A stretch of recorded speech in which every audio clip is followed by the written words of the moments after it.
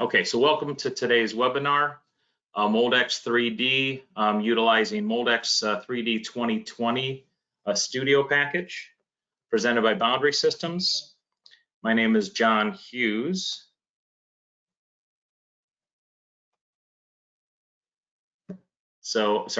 Objective for today is to review and demonstrate Moldex 3D.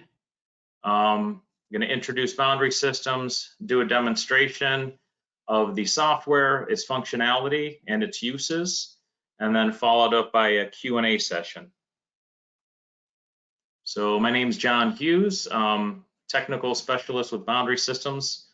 I have 20+ years experience utilizing primarily PTC Creo, as well as some other software, SolidWorks, a little bit of CATIA in graphics. My background is in the plastics industry, designing for injection molding and utilizing simulation, primarily in the appliance and automotive industry, and some in the medical and some in aerospace as well. So about Boundary Systems, we are a technology leader. We are located in the Cleveland, Ohio area. We are a partner of PTC, Solid Thinking, eTraj, and other technology companies. We are part of one of the 16 fastest growing private companies in Greater Cleveland. We are a part of the PDSVision group. It's a global group of global companies. Our capabilities are in product lifecycle management, data management, CAD design and consulting, simulation, and product development. Here are some of our customers that we support and collaborate with: Snap-on, Thermalift, even Flow Vitamix, Step 2. And these ones are listed as well as many others. So again, about Boundary Systems, we are in some of our industry awards, Inc. 5000, Weatherhead 100. We are a PTC Platinum Partner, a Windchill Certified Implementer, PTC Preferred Service Provider, and Authorized Certified Training Partner in Creo, Windchill, MathCAD, and ArborText, as well as in this case, as well as Moldex 3D. So some of our solutions, eTraj KeyShot, of course we got the Moldex 3D, Sigmaxim, ZWCAD, Cimerix, and of course all of the PTC products. So if you are interested in any of these or want some more information, I'll share my contact information and our sales department, sales and marketing contacts that you can reach out to, and we can get some more information as requested. So as far as on Moldex 3D, I'm not sure everybody's level here. Moldex 3D is a powerful tool, especially when designing for injection molding, to evaluate the designs and make optimal recommendations before perhaps before tool designs have been started, to send it out for quotes to tool makers, mold makers, and molders. But it's a powerful tool to use up front to determine fill pattern, recommended melt delivery system, type of melt delivery system, or this cold runner, hot manifold, combination of both, 3 plates, how many gates, single gate or multiple gates. But it's just a powerful tool that can save you time and money by providing optimal solutions and avoiding unnecessary costs and delays from part redesign or mold and tool rework. So yeah, injection molding simulation can be analyzed, gate to run locations, sizes to evaluate filling patterns, pressures, temperature requirements, potential weld and flow line locations and air traps. In addition, molding analysis shows you filling, packing, and cooling during the mold cycle, and how these parameters influence molded and stresses, which can lead to shrinkage and warpage. So again, challenges: design a part that can be injection molded within optimal and cost-efficient parameters. And you want to do this before the mold is designed and manufactured. From your part design, a good injection molding process needs to account for how well plastic can fill the mold cavity. From material selection to mold complexity, Moldex simulation can help determine whether the part you design can be molded with acceptable parameters. It can be used to troubleshoot and identify processing issues in existing molds and producing product failures. Various tooling examples, you can use it in single cavity. When we mentioned single cavity, multi-cavity, I mentioned cold runner delivery, hot manifold, and combinations of the like. So, and it's evaluating basic parameters, your filling, your injection pressure, your melt-front temperature, shear stress, as well as others. But 90–95% that initial filling is, or initial analysis, to make sure that the filling pattern is what you like, identify whether it's a balanced or imbalanced filling, be able to get some results on injection pressures. Are your pressures within acceptable processing limits? And or is there any risk of processing issues, which could result in mechanical and or quality issues with your part? So this is an old picture for a webinar demo. So with that said, I'm going to pause this and we are going to go right into the demo. So I've got some other applications here open, which I'm going to minimize. Save. Well, actually, we can probably go right into this. Let's just start. Nope, let me go through the process of starting a completely new simulation.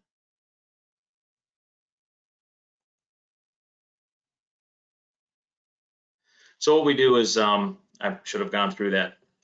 We've got the Moldex 3D 2020 Studio installed. So it's a simple interface like launching any of your CAD programs, whether it's Creo, SolidWorks, NX, or CATIA. So we basically launch the program, and we have the option here of either opening an existing simulation or creating a new. So in this case, we are going to create a new, just go through the steps.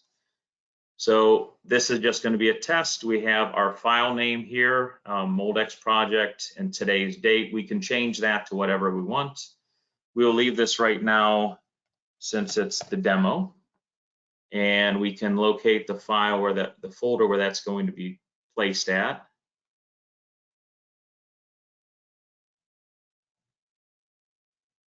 Moldex 3D.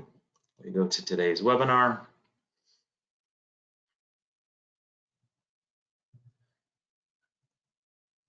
And new folder. Let's just do a new folder. I like some organization. 210721 demo.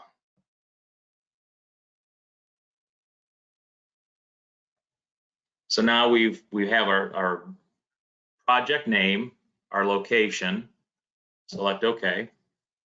So as it launches here, we've got our ribbon across the top, and left to right, we've got new run injection molding and import mesh. Typically, you're going to start with your CAD model that's native. When you start a project, it's going to default and launch, start with run 01. Run 1 is empty. So we're going to start an injection molding. I should have gone back actually here too.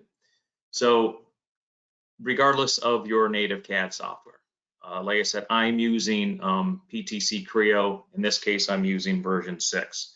So we were given this part, whether we are an appliance designer, an OEM, we are a mold shop, or a tool maker, and we received this part on the screen. This is a front panel for an appliance application. And the customer, the OEM, we want to evaluate multiple materials perhaps, and or we're not sure. This is our design, and we're not sure yet how it can be gated, how it should be gated, what will be required to fill it. So I received this part in. I'm taking the liberties based on the overall size of this part, which is rather large. I should know this.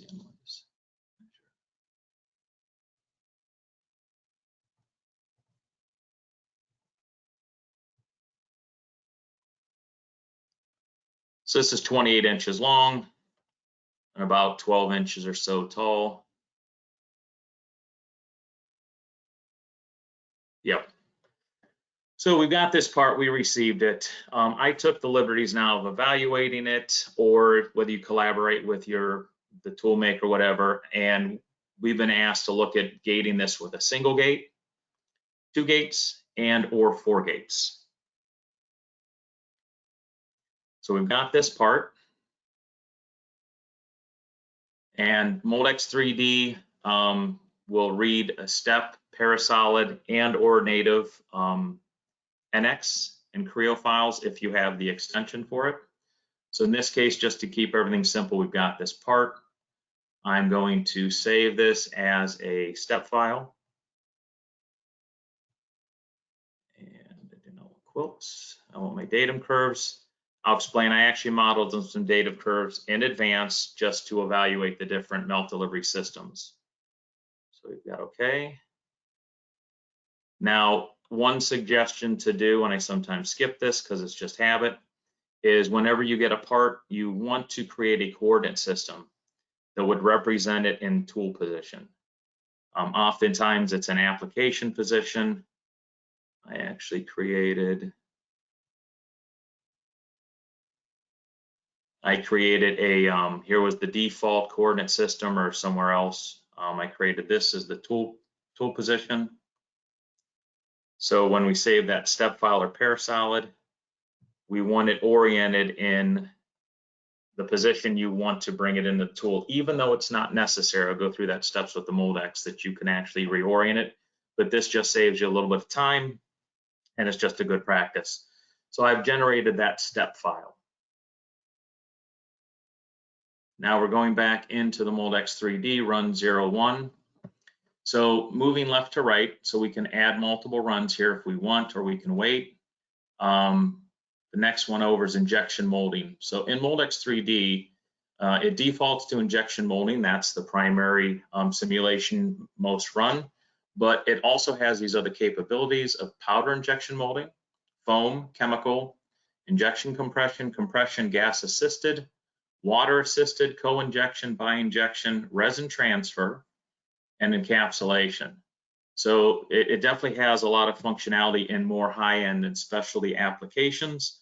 But again, for the most part, I'm going to say probably 90+% is going to be typical injection molding. So we're going to leave it to the injection molding. And again, moving left to right, we want to select model next. This then allows us to import our geometry. So we want to import the geometry. There's import geometry and import geometry auto heal. So the auto heal function will actually bring in and try and resolve any potential quality issues with the model. I mean, we've all seen it when we import files that are not the native, whether it's Creo, SolidWorks, NX, CATIA, that if it's a step or a parasolid, or definitely an IGES, it may have some issues with the mesh. So this has a powerful Cad Doctor tool built within it that can actually resolve some of those issues. So I'm going to go through the regular import geometry process. We'll see if we need to do both.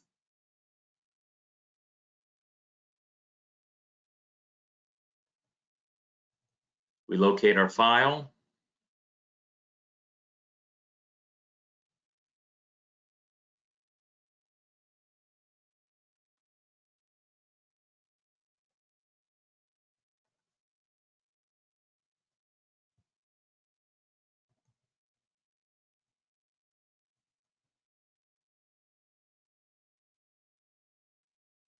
Okay, and I'm having some issues. Where did I save that? Save as.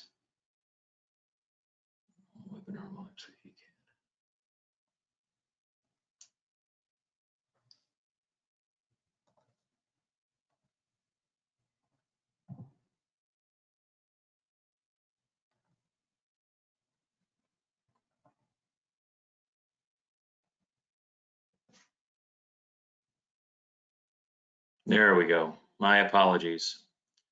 So we got this part that we received from the customer or whatever level we are. Selected that file. It's reading the file. It's loading the poly surfaces and the datum curves. Okay, so it brings in some extra curves. Axes will show up as curves. I like to go through the process of cleaning up some of the unnecessary stuff. So we imported the part. We have this option here that shows basically all the components in the model. Now we've got the poly surface, and I'm going to hide that just for a minute to do some cleanup work. And I'm going to get rid of some of these extra datum curves that came in. You can use your native CAD software. You could import that step or IGES or Parasolve. I'll actually would probably not recommend IGES. IGES is more of a last resort. Typically, the most CAD softwares, as well as the simulation softwares like Moldex 3D, do better with either the native file, step or Parasolid. IGES is a last resort. So clean that model up a little bit. I can re-show the part. So these datum curves are going to be used for references to evaluate a single gate, 2-gate, and 4-gate option with a hot manifold system, because that's what we determined was going to be needed for this, especially with this part. Because as you can see, this part, there is a handle pocket, so it requires a slide and a lifter on the back side, as well as 2 lifters on the side. So we've imported the part and the runner system, but right now it's a generic. Moldex doesn't recognize what this is. So the next step, well, we can hit check geometry, apologize. We hit check geometry. It is not finding any errors in this part. So that's a good thing. But if we wanted to, we can still hit the process, assuming perhaps it's found some small free edges or tiny edges. We could go right into the Cad Doctor. Actually, Cad Doctor is an add-on, an added extension for Moldex 3D to help in those cases. If you can ensure in your CAD software that the part is solid, it's a closed, watertight solid, then you don't necessarily need the Cad Doctor. But in this case, it's a great and powerful tool. It eliminates any back and forth going. So we open up the Cad Doctor. We do a check on the quality. It runs through some checks. So even though the Moldex initial check didn't find any issues, the Cad Doctor, so good practice, Cad Doctor still finding some errors, potential errors. Then we can actually hit the execute the auto heal.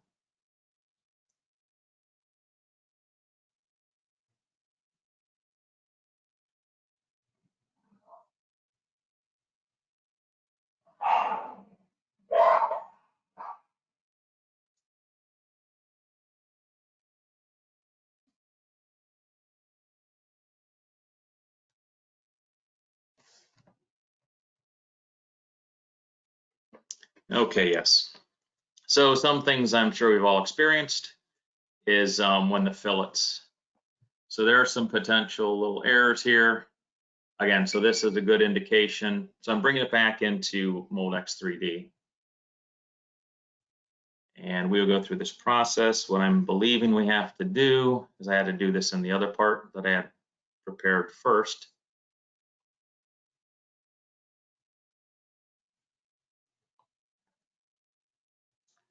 Is some of the small fillets. So again, probably something to consider if you can defeature some of the small fillets in that which cause complexity of the meshing. It's a good practice to, it may cause some unnecessary errors that you have to address.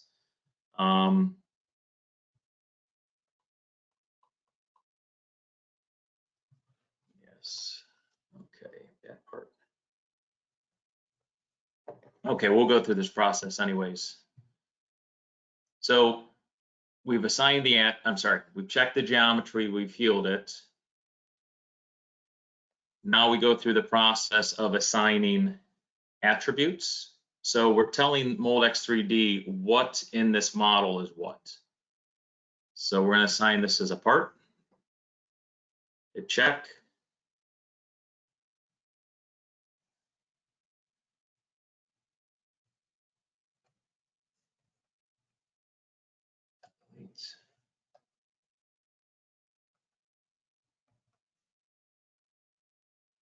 Thought I deleted some of that stuff. So sorry, going back and looking at the model tree, we changed that poly surface to a part.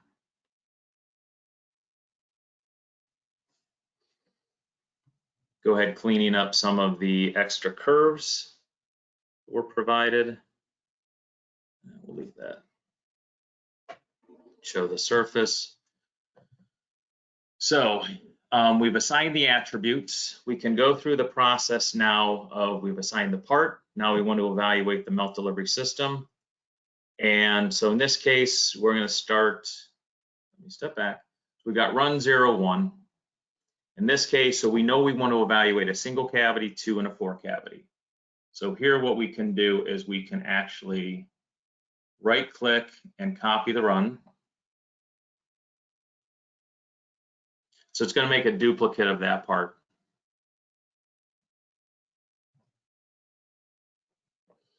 And it automatically jumps to the next one. So say in this case, this was going to be a 1 gate.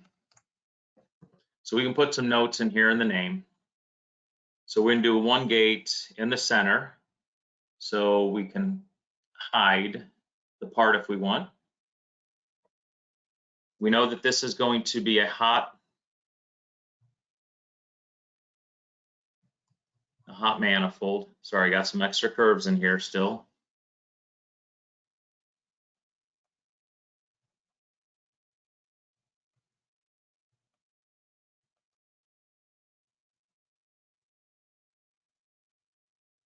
Okay, it made duplicates of each curve. So this is one of those things. Grabbed the wrong model, should have gone into my native CAD and did some extra cleanup importing the stem. But the process is you can do it within the Moldex 3D itself right here. So I'm down to a single entity. Okay.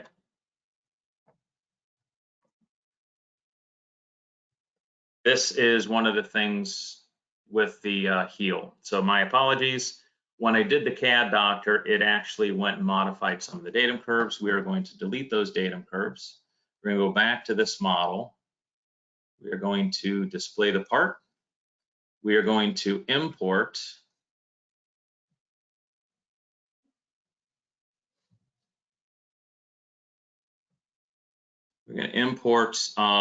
my step files for the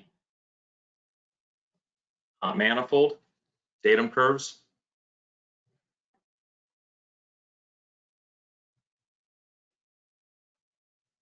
As you can see, you can actually import molding components here as well.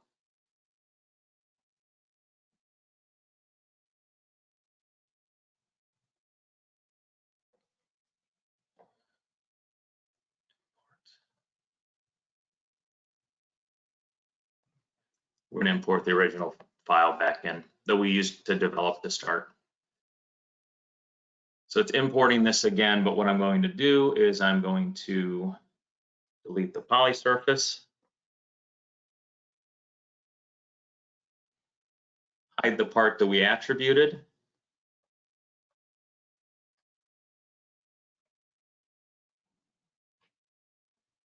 Okay, so yes, when I did the Cad Doctor, it actually modified to take care of some of these datum curves. So typically what we should have done was import the part and then import the datum curves that you're going to use for your runner system separate.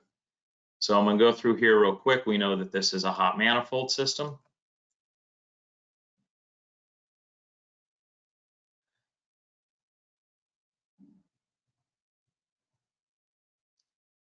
So what we can do here is we can select all of the components for the hot manifold system. So we select the datum curves we're going to utilize. We select attributes. And under these attributes, I should have pointed this out, we already selected the part.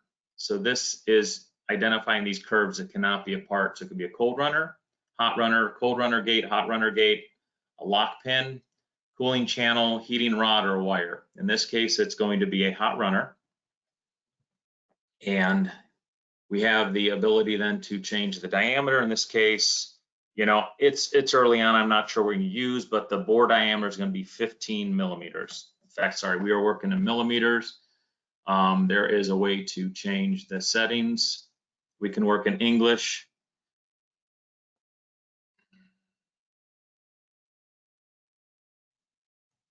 So we're in metric. We can change it to English if we want. So I've gone through the process. I've selected this hot manifold. I've set a bore diameter of 15 millimeters. If I want to go back and modify just one of the sections, because the nozzle tip for this is not going to be 15 millimeters, let's say it's going to be 10, and hit check. And down here, this is going to represent the tip.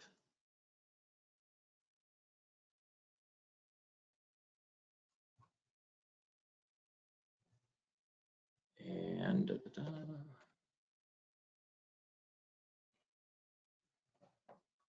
7.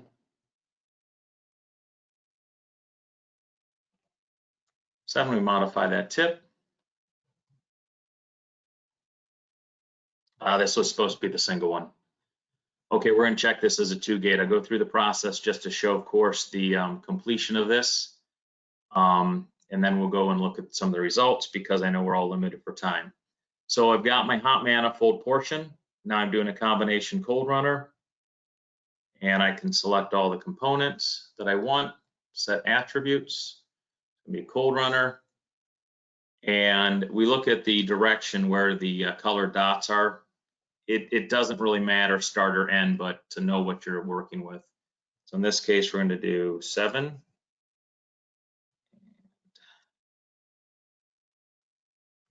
12.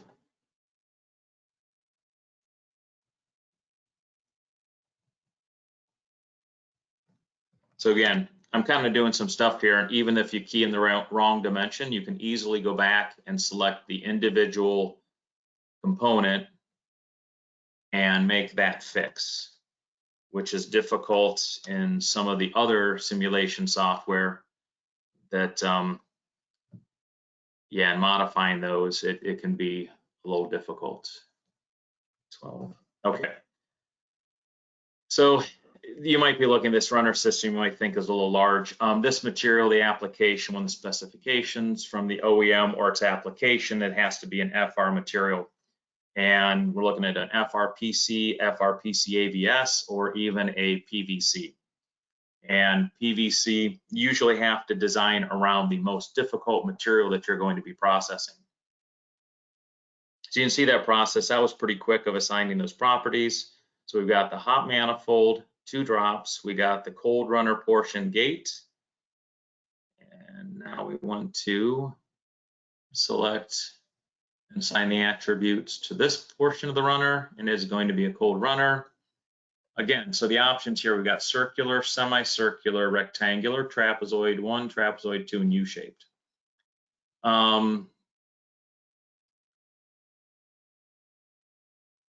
Just for purposes, I'll show you, we're just going to use rectangular.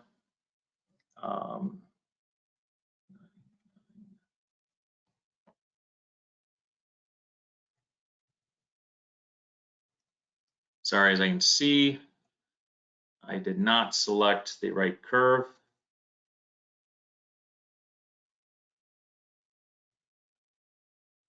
So select those curves. Again, this is be some maintenance and cleaning up, should have done ahead of time. Cold runner, we'll just keep it rectangular. 999. Now, the other thing you can do when you're using these curves, you can actually have your gates modeled in. I'll show you one of those examples later, but just when you're evaluating multiple gates, this is probably one of the quickest and best methods to do it. So we've got that curve, and you can easily determine which side, whether it's your A side or B side, that you want that modeled into just by changing this one from positive to negative. In this case,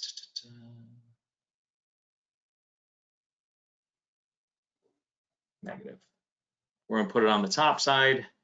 So I'll show you in a minute that it gets a little funky with the gating. So the next step is so we've got our hot manifold 2 drops, cold runner portion. Now we want to put in the gates. I've selected my datum curves. Go back to attributes, cold runner gate. We've got pin gate option, sprue gate, edge gate, fan gate, lapped edge gate, tunnel gate, and cast shoe gate. So if we want to just check some of these options, what we have, you got lapped edge gate. We want a fan gate in this case. We want to change the direction.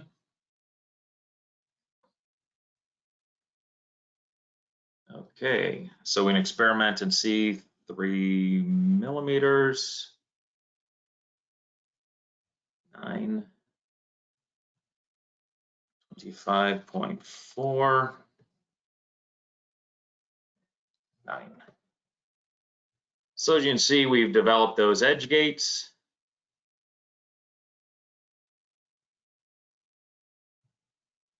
So we have our part, our melt delivery system, hot and cold. We've got the gates. The next step is moving left to right is you've got gates. So we could have just done gates, but since I've modeled in the runner system, I still think if you have an idea of a melt delivery system you're going to use, it's best to take that extra time, which usually is just a few minutes, less than a half hour, to bring that in, assign the attributes, and go through the process. So you can build your system in this way. I prefer to do it in the CAD software itself with curves. Next is just selecting the melt entrance. It's intuitive enough to identify that this is the melt entrance. It knows it's a hot manifold system. If you just had the gates and the cold runner, it would have actually put 2 inlets here if you weren't necessarily worried about evaluating this. So that is, they're done and good. Next step is, again, moving left to right. We can now go back in and check the mesh. So we go into mesh. So this is where you're going to specify your mesh size. So again, moving left to right, we did the model, we brought the stuff in, assigned the attributes. Next, moving to mesh, we're going to go to seating. So what you do in this case, it's a single cavity tool. You want to select the part to determine your mesh size. So if it's a single part, you select one part. If it's a multi-cavity, you select the parts. And then what you have to do is it's best to orient it.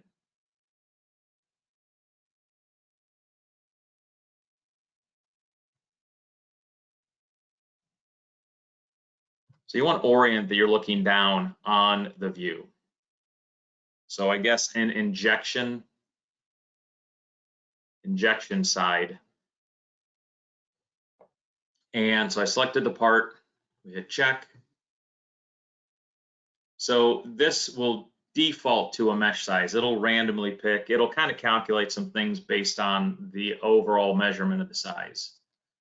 So what we did, we hit apply, and this is just a view. And a good practice, and this is going to be a compromise, a good practice though is with your nodes here, that the spacing between 2 nodes should be as little as 3, no more than 5 node diameters in between. This is probably not too bad, and you can see it has an element count. This is 166,000 elements. So if we wanted to, we can tighten up the mesh. So we can actually reduce the mesh size to a smaller mesh count or smaller spacing, which in turn, it closes the gap, but it adds more elements. So this is just going to determine on speed and or quality. A coarser mesh, larger number, is going to have less elements. Results are going to take less time, but they're going to not necessarily be as accurate as doing a tighter mesh to identify more things. So it's a trade-off. But for early on, you know, a coarser mesh is fine, especially if you're just trying to check preliminary fill pattern and or pressures in that. And then once you've determined like your gating, then it's always recommended to go back and mesh it to a tighter mesh. Okay, so I selected that mesh. The next thing we would simply do is hit generate.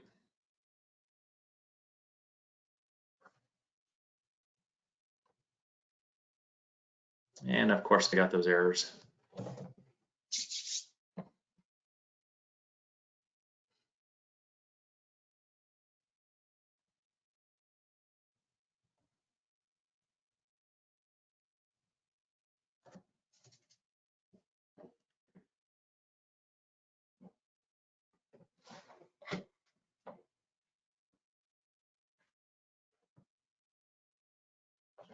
So these errors were from small fillets on there that in this model, I did not go and remove and fix. The model that I had, I actually removed and put it into a different directory. I think I'm gonna go through that process again because we want to actually see this.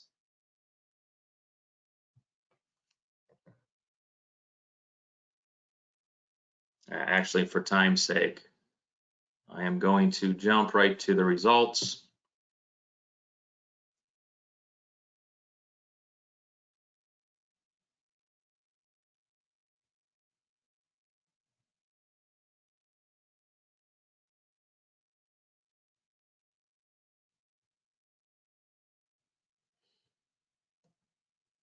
Okay, that looks like it fixed some of those. So let's go through this and try this one more time.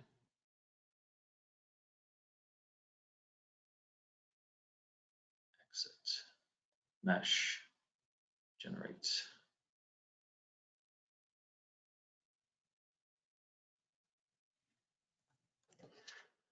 So assuming all that the imperfections were resolved, we'd go through and generate the mesh process. So it's generating a surface mesh of the part. And you'd see that did that relatively quick. And I believe we had 266,000 surface elements. So now it is generating a solid mesh within this surface mesh. So it's a true 3D mesh. It's not a mid-plane or a dual domain.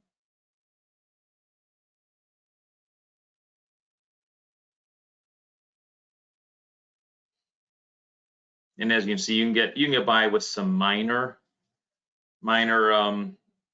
import issues. So it's created the solid mesh. It's creating the runner mesh.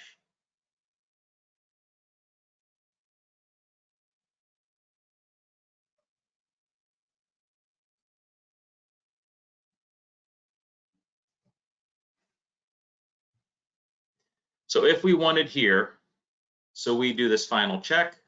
When you get that question for the final check, that's a good sign. If not, usually you go back in. I would still recommend fixing things in the native software. So we did the final check, and now it has oriented, it shows us our parting plane, our parting direction, pull direction. Now, if this was to come in the wrong orientation, the wrong Z direction, because this puts us in tool position. In the event that it came up in the wrong, you didn't have the proper XYZ coordinate system, it's easy to actually just go in here and adjust. You're telling the Moldex 3D you're not reorienting the part, you're reorienting the Moldex 3D. In this case, we didn't have to do that because of that practice of just setting it up properly in front. So we hit check. It is saving the file.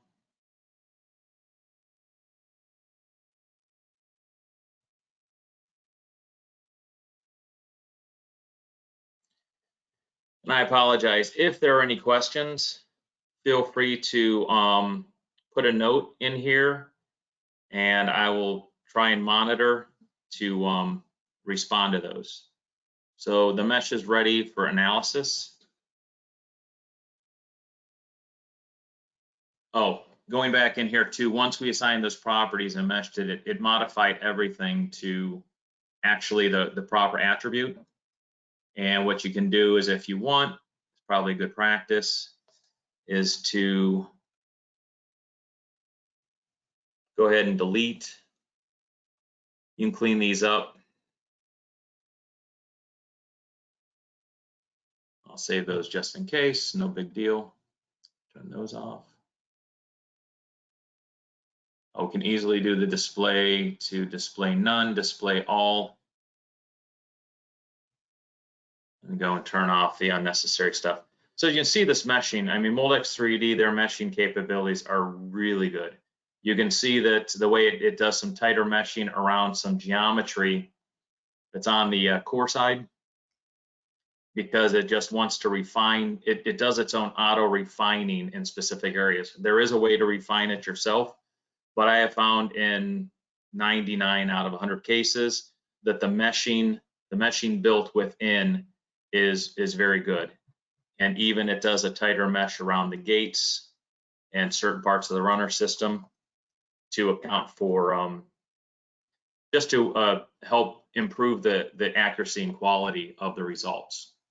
Okay, so we've got this done. Again, so we imported the geometry, checked it, fixed it, assigned attributes. What we could have done too, and I should have forgot, is you can do a quick check when you bring in your part before we actually went and assigned the attributes. You can do just a model thickness check. So again, if you haven't really evaluated the thickness of your part in your CAD geometry, this is a very powerful tool. It's to identify, in this case, it's a very uniform part, uniform wall part. But if you had geometry that was non-uniform wall, you can look at that ahead of time. You can make note of it. You can run the simulation as is, or you can bring that up to the original designer to see if that was intent, because obviously with injection molding, keep the wall uniform is a great practice. You can usually adjust for some slight variations, but you always want to maintain a uniform wall thickness when at all possible. So we've got this quick check. We've got the model. Now, in this case, we just had the parting planes. We do not have a mold base in here. So we could actually go ahead and just start running this as is. Or go back to home.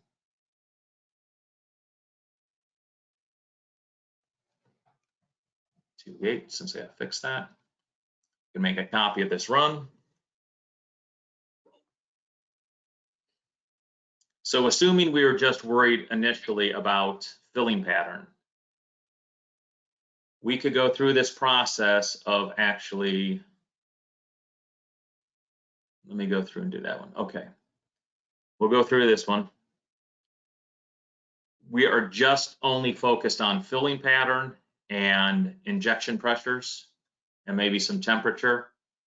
So next step is we've got a runner system, our melt inlet. We go to material. This is another powerful tool, powerful aspect of Moldex 3D. So we've got recently used materials in our user bank. You can import materials, but the powerful thing about Moldex 3D is it has this material, Moldex 3D data bank material.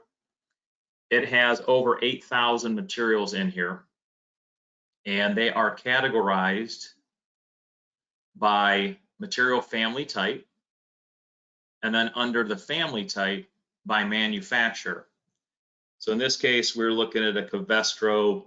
It's one of the materials that this OEM uses or that we want to use for this application. So we've got under Covestro, we've got all of these materials. If we wanted to look at a PVC, we've got a Schulman, Arkema, Poly 1, which is now Avient.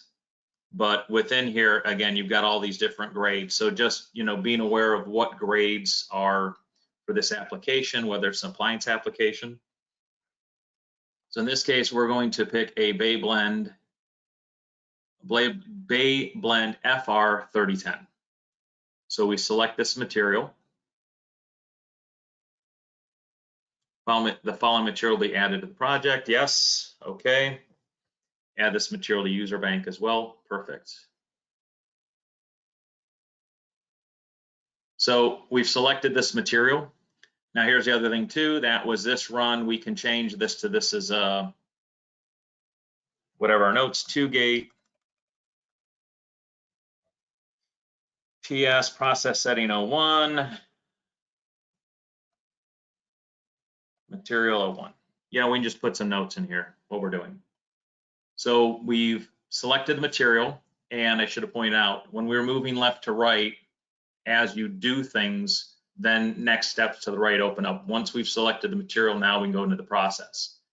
So we go into the process wizard. So this process wizard comes up. We can actually use the default settings that it establishes itself. It does an evaluation of itself, and I found that it's pretty good. But in this case, we want to set, in this case, I want to set, you know, maximum pressures, 25,000 PSI. So we can make some little adjustments here. We can, it's better to actually have them higher than lower because we don't want to get a short shot. We want the part to fill, and it'll tell us whether or not there's a short shot, but we don't want it to be limited to pressure in the simulation. Filling time, this is probably good, but I like whole numbers. And the packing time might be a little long for this. Cooling time, 30 seconds. We can change this name. Yeah, run 03, sure, run 0301. We can leave it, or we can specify that the way we want. We hit save, yes, okay, close. Now the next step after process is analysis. So here we've got just a basic filling, packing, warp. Warp we want one to do unless we have cooling lines. I go through that step in a second. We can do filling and packing, filling, pack, warp. In this case, let's just say if we wanted to do, you know, right now we're just worried about filling. So we can select filling.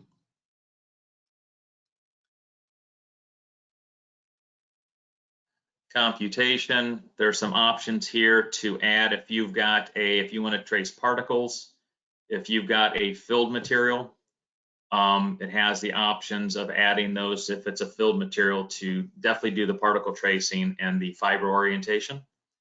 Those are add-on packages, I believe, for the fiber orientation. And then that analysis can be exported in, exported out into other third-party software to evaluate other properties. Hit OK.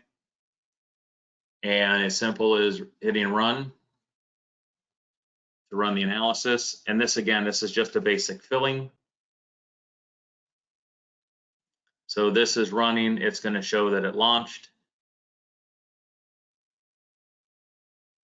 You can see I ran some analysis here, and these were a little bit more. It wasn't just filling; it was fill, pack, warp. And so I'm utilizing, I think, 4 cores. So these simulations took about an hour. So this is going to be running in the background. And again, I'm taking up a lot of everybody's time.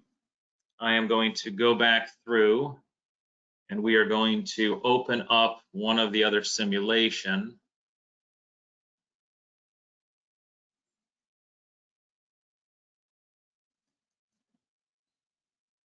Those other simulation that I ran just to go through the results.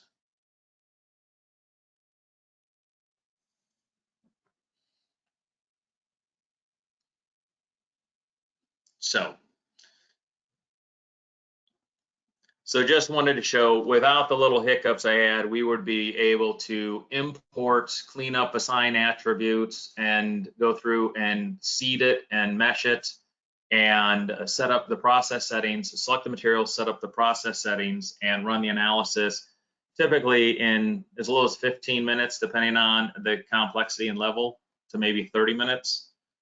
Again, it's kind of upfront, certain practices upfront that are beneficial of what to do, and to go through and kind of clean up some of those datum curves in your CAD software, but noting that it is definitely doable in the analysis.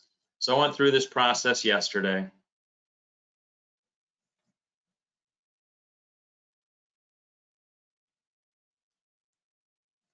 and just, for expedience, went through the process. Like I said, we weren't sure 1, 2, or 4 gates. Went through the process of modeling in a single drop, a hot manifold system,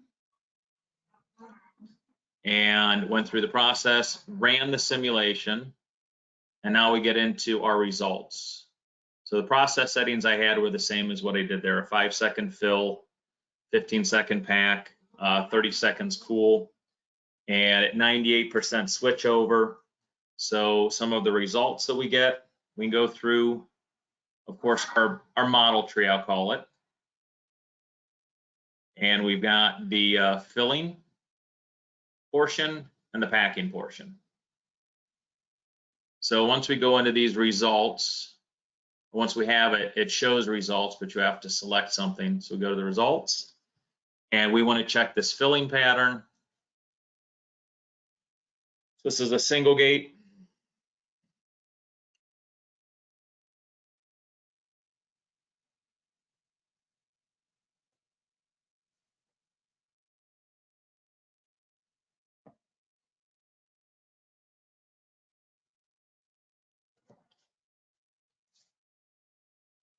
So we've got our filling process, and if we were to, let's check pressure.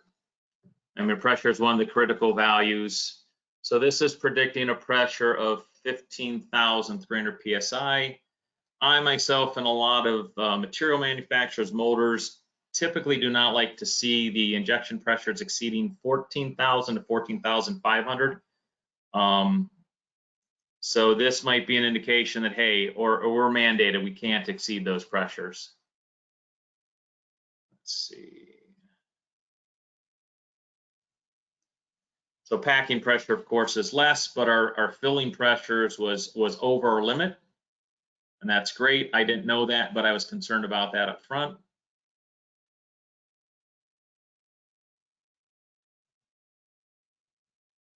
So we got run 2 was a single gate, single drop. Now we looked at another option of a 2-drop, 2-gate system. And it should jump to the pressures. That's packing pressure. We want filling pressure. Okay, so the 2 gates and the 2-drop reduced it down to within limits, as well as the same thing. So we had all that modeled. Also, then the other option was a less cost hot manifold system, so a single drop with a little bit more cold runner system in it, just to evaluate and give all the options. Obviously, cold runner system potentially is added scrap. And okay, and in this case, a single drop combination 2-gate cold runner system, still the pressures were over. So again, this is one of those powerful tools to identify, typically in as low as an hour to 2 hours, whether what you're considering is actually feasible.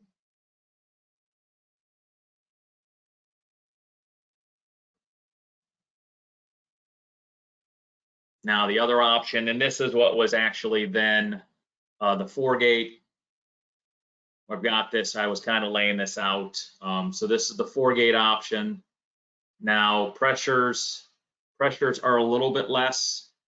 I don't have it in here, but in this material, it didn't have a significant improvement. But in this case, what happened was, besides the PCABS, they were looking at a PVC, and I did not run it here in the PVC in this, but this 4-gate option kept the pressures within recommended limits for the PVC. So in this case, it gave more flexibility to multiple materials. And again, so that's the power of the tool. We looked at a 1-gate, 2-gate, 2 different 2-gate options, and a 4-gate option, and we have the results. Now, the other thing I have here, let me go back to this one. So we kind of ran this one. And again, so we did that modeling, but if we wanted to check warp analysis, it's not recommended to do warp analysis without cooling channels, because it's going to assume perfect venting, uniform temperature distribution, and cooling. But what we can do Copy run. Just to show again, so if you have the extra little bit of time and you want to get a little bit more detail,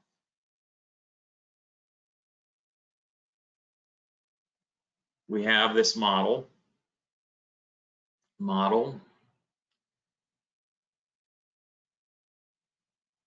Moldex, continue.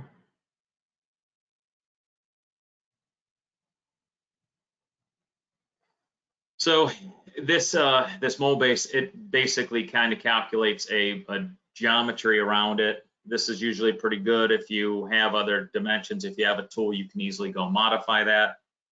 So this is okay. We're going to leave this at the default. It's usually pretty accurate. Next step would be, again, moving left to right, cooling channels. So it has a cooling channel wizard layout. And again, this part probably should do it anyways, but there's definitely some lifters in that. This part would require baffles, so this cooling wizard is not necessarily the best for that, but very good and easy tool, especially if it's more of a flat part. So what we can do is, this is putting the cooling channels in one direction. We can actually easily change the direction, change the diameter, we can change the number.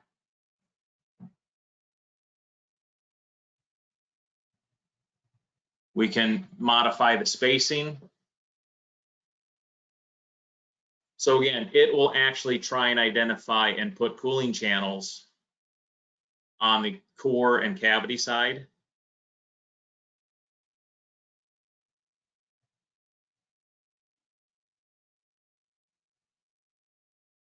And of course, I've got to play with the spacing because it is right in the manifold.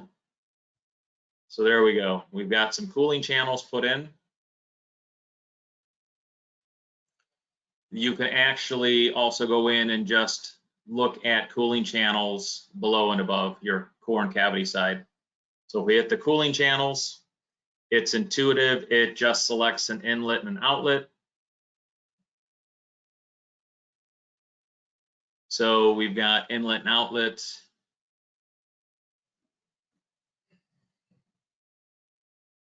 Close.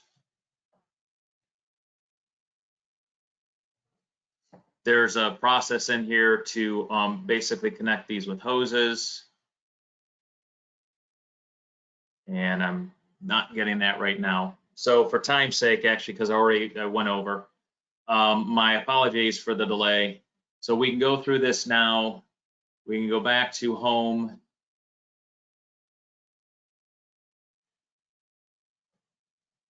I have to go back to mesh.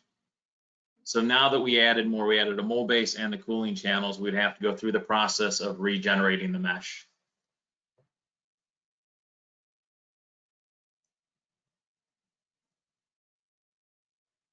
So it's generating a mesh for the cooling channels. It's generating a mesh for the mold base.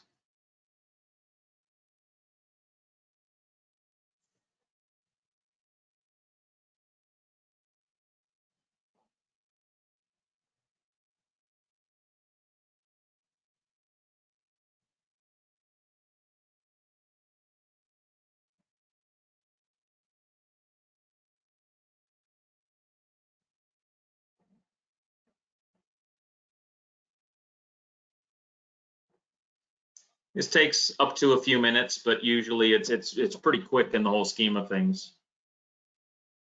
Now, obviously, what we're doing too, and I'll go through the information, is this is adding more elements. So it's going to add a little bit of time to the sequence and time for evaluating the results, as well as now if we were to pick a fill, pack, and warp, and or a fill, pack, cool warp.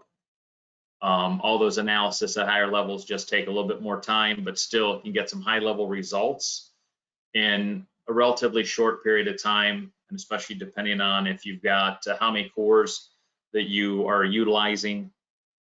And there's different levels to start off with using less cores, and then you can always adjust up and purchase options that would allow for more cores. I've used up to 16 cores. So there, we've generated the mesh. I think that took less than 2 minutes. Saving the file. So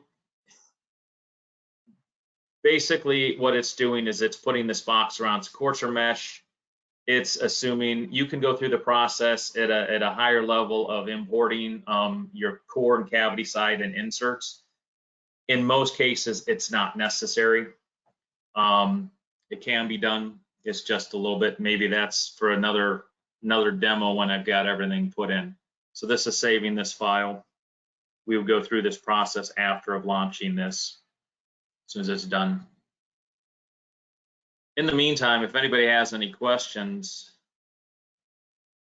we can go ahead through the process. So again, we made this copy, we've meshed it, material, PCAVS Veyblend, process settings.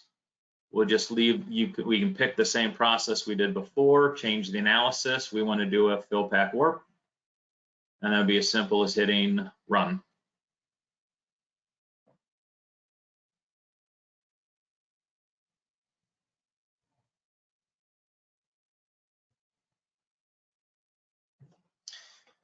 So let this kind of go as it is.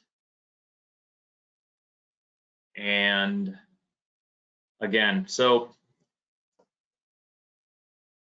at this point, I think we'll go back. Sorry, here was actually the other part. So in the end, this part was designed with the 4-gate option because it gave the most flexibility with the materials. And these, as you can see, these are the cooling channels that were imported from the final design. There's a little bit more tweaks. I mean, a little bit of tweaks. The melt delivery system, the hot manifold was a little different, but utilizing my best approximation to get results early before any tooling was designed or that. Again, so unfortunately, these results have not finished yet. I had to kill it. This was going to take a little bit longer than I had. I can let everybody know if you're curious when we get in later is like the element counts and how long the simulation takes. So this solid mesh, this had 5 million elements with everything. And I'm going to predict this is going to take about 4 hours or less to complete. So we can talk about that later. Again, this is a much higher level. This is kind of after the mold maker has designed the tool and provided that CAD. If you want to do again another check before they actually start cutting any steel now to see if there's any other problems that might come up, this would be the place to do it. And then you're getting a much higher level simulation and results again before anything's been cut, and in as little as a day, a couple hours to a day. So with that said, since I've rambled a little bit longer than I should have, back to our presentation. Let's see. So again, this can be utilized to evaluate filling patterns.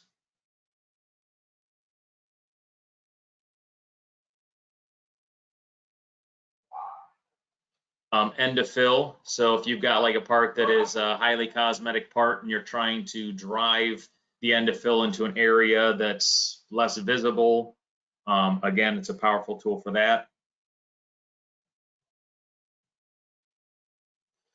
Melt front temperature to check temperatures. So you can see the readings and see where you've got some hot spots perhaps, where you might want to consider some cooling, or just to be aware, so when you give that to the mold maker, that there's areas that they might have to be concerned or just take note of. PSI, make sure that your pressures are within limits. Sink mark indicator. So again, it's a powerful tool to indicate where there's potential sinks. So this kind of challenge, this is determined to help determine some of these things perhaps before the tool is built. In this case, this was an application where the tool maker modified the location of the sprue, and there were some thickness recommendations that weren't followed, and it resulted in this imbalanced filling. And this was this was one of the original recommendations. And here's kind of a progression of the filling to show that not filled yet, not filled. So it's a much more balanced fill. So it's another tool that you can use to modify, to evaluate. In this case, this was one of those funny things. I said, you know, keep the wall uniform. In this case, we had to increase this section because the volume or projected area in this back portion was less than the front, that it was impacting the filling pattern to make it harder to fill. So we were able to accommodate by I think it was like 1/4 of a millimeter wall thickness variation to get that to fill. Okay. So with that said, on board here is my contact information, and sales questions can be sent to myself, but preferably sales@boundarysys.com. We have website boundarysystems.com. If you are a current customer, we have a support portal, and we have a YouTube channel. And actually on that YouTube channel, there is another Moldex 3D. It's a less complex part that I did previously. If you want to look at that, as well as we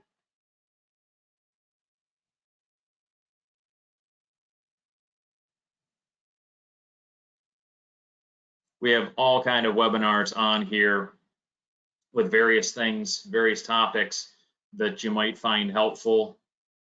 We have a mold design, but right now we're talking about the Moldex 3D. So again, a very powerful tool, very easy to use, very intuitive, just the way that the structure is laid out to start a program, import the model, you know, check it,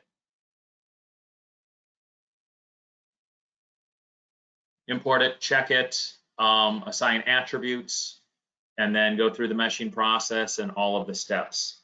So with that said, if there are any questions, we can take those now. And if anybody's interested in seeing the final results, when I do get that more complete simulation processed, we can definitely share that. We can set up a separate go-to or Teams meeting to evaluate, or in the event that if you have any possible applications that you're looking at, perhaps we could do a demo on something that you've worked on or currently working on. We can coordinate that through, you know, our sales and or marketing department.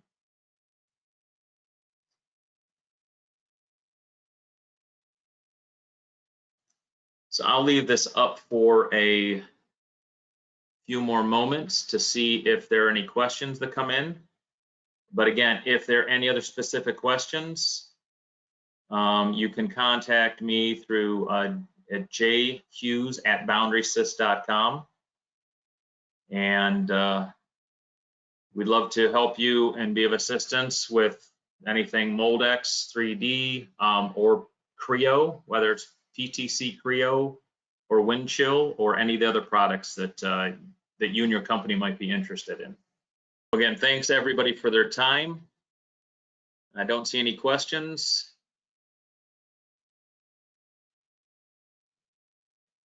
So we will, I guess, wrap this up.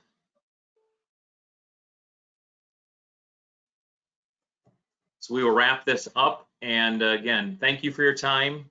And if you have any questions, please reach out to us. And we will be in contact with whatever information we can provide.